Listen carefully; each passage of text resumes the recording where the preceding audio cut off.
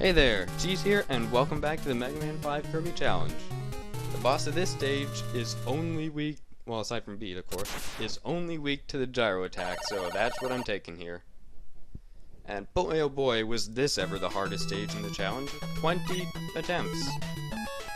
20 whole attempts, and of course it's the longest stage too, and the boss is where I kept failing most of the time. So this took a long time.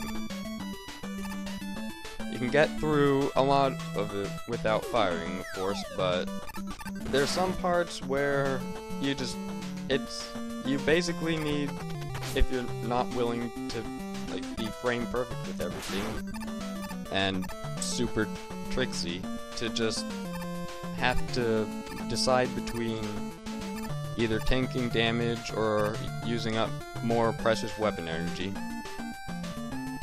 This part right here is a lot of the, like,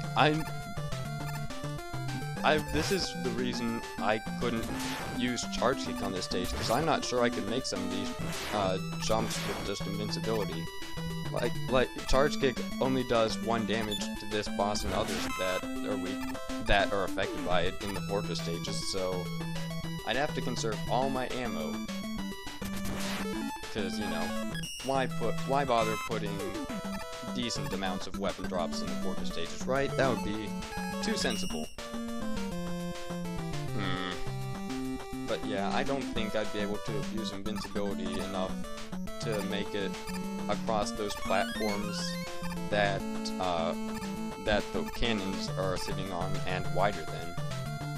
Can't really air slide. Ugh. This is another of those sections where I've got to really try to not take extra damage. If I hadn't beaten the block snake to the end, I definitely would've. And this guy keeps getting in the way too.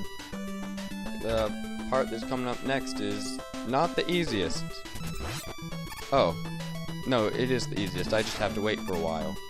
But then, after that, it's not too easy, because I gotta, I think anyway, well, I'm trying to jump, yeah, just barely on those ledges.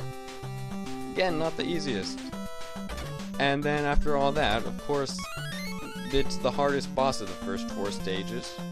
After this segment, I guess.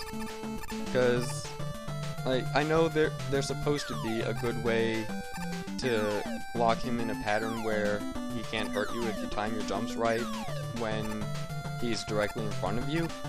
But I can't time my jumps right like that. Every time I try that, I'm always just a tiny bit off, and well, this boss, he's definitely the most interesting of the first ones.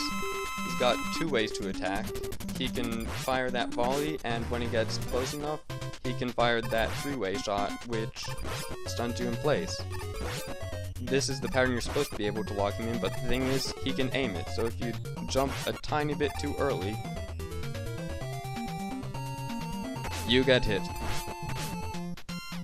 And he does a good bit of damage, as do most of the things in this stage, because it's not too easy. And it's another barely made victory.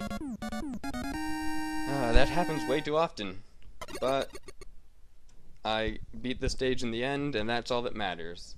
See you next time, where I start breaking the rules.